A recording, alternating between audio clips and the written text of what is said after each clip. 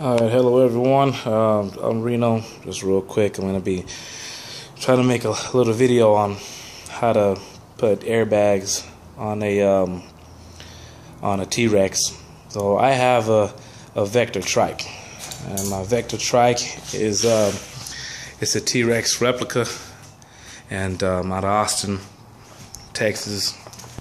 Hold on a second. And I acquired all of the pieces to the kit, and I'm just going to be putting it together. So right now it just sits way too low, so I got all these parts, and I'm going to try and get it so I can raise it up and down and go from there.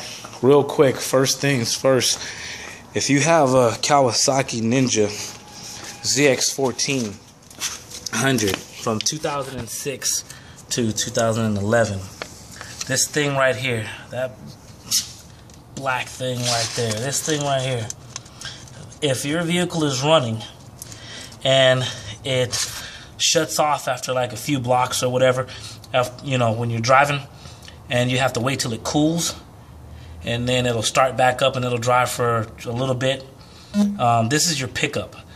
And it does have another name to it, but the part number for this thing is 59026-0016, and usually this thing is on your stator. It's usually on the other side of your stator, but on our bikes it's not on the stator. It's actually on the other side. Here's the clutch cover right here, and this gear up here, this gray thing up here, that's your timing gear, right? And so that's where it's at.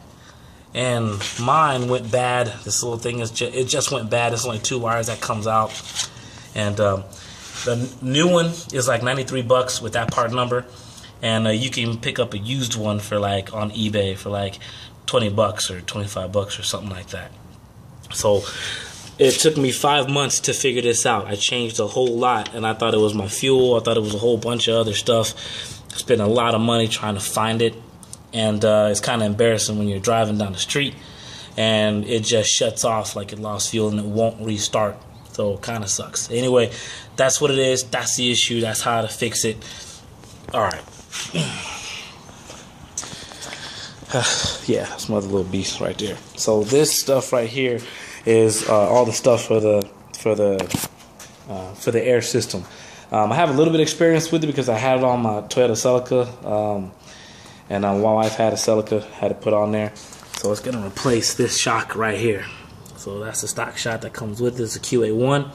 So to replace that is going to be these shocks right here. These are Monroe shocks. And it came with a really small hose. It came with a really, really small hose. Actually, let me get it so I can show you.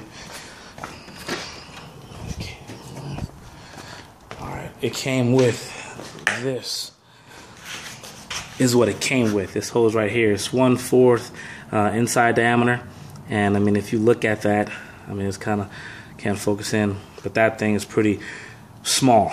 So if you look at all the stuff that's on YouTube, they go in here, and then this I remade this. I had them chop it off and make me another bung and stuff for it, but this stuff goes up hideously slow, so I'm not going to use that. So I had them at All Holes, my good buddies down at All Holes. They took it and they cut it and welded a bung on for me. And let's see if you guys can look in here. Maybe you can see it. You can't see that. Anyway, it's bored out. The hole is a lot larger on the inside diameter of this because I'm going to run a much larger hose to it, so the bass can go up a little bit faster. So this is the hole here that I'm using now. It's 1/4. So anyway, you have to get those done just because I want to go up faster, and that's that. This stuff over here, this is of course the basically the pressure switch. And this pressure switch, I believe, is 150 pounds. It turns off. And that's gonna hook up to here, to my compressor. There's a big old compressor, and then here's one of the solenoids to turn it on, and here's the solenoid for the dump. It's gonna basically sit just like this. That's how it's gonna sit. This is the hose that I'm gonna be using, going to the bags.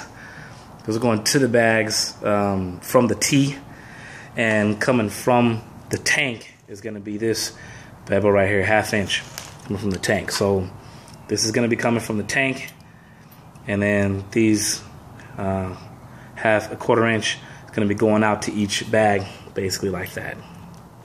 All right, okay. All right, so this is the setup. I gotta work on mounting it. So I'm gonna mount all this together, and how I'm gonna mount this is it's gonna go set like that. That's how it's gonna go set. It's like that. On the back tire, I got plenty of room for the compressor. As you can see, I got a big battery Optima sitting on top of there. I got a reverse sitting right here. Fuel pressure regulator completely done. So I mean, there's a lot of room that's back here to use for this stuff. So after I get it mounted, I'll show another video after I get it mounted up. And I'm gonna put the solenoids right here, but I'm gonna make this a little bit longer towards the wheel, so I can mount the solenoids on there, and the tank is gonna go right here. So real fast for my battery dies. This is the tank. Now I got this tank, 20 bucks from Walmart. It's just a CO2 tank for like a paintball gun, and I just took it to All Holes out here in Vegas and just had them weld in some bungs. It is aluminum, and so this is the inlet here, 1/4, and then I'll have the outlet here, and then the switch here to turn the pump on. So that's gonna go mounted like this. Have that mounted like that. So once I get everything up and rolling and kind of mounted, I'll show another video of how to get this thing going. So airbags for a T-Rex. If you have a T-Rex, airbags, that way you don't have to spend $2,000 on getting it done. All right.